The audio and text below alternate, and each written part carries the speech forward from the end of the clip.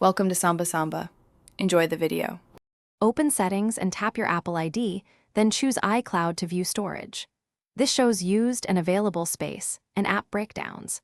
iCloud provides 5 GB free on new accounts and shows upgrade options for 50 GB, 200 GB, and 2 TB.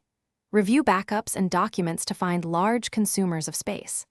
Identify files over 1 GB and apps that use the most storage to prioritize cleanup. Start by deleting redundant files and clearing app caches to recover space quickly. Offload large videos and archives over 1 GB to an external drive or alternate cloud. Use the Files app to sort by size and remove duplicates manually. On Mac, enable Optimize Mac Storage to keep only recent files locally. On iPhone, remove downloaded attachments and disable automatic downloads for media you do not need. Review device backups and delete old or redundant backups to free several gigabytes instantly.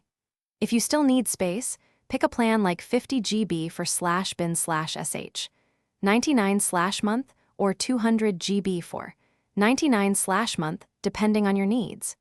Turn off iCloud Drive syncing for apps that you do not use frequently to avoid constant uploads. Use selective folder syncing and disable desktop and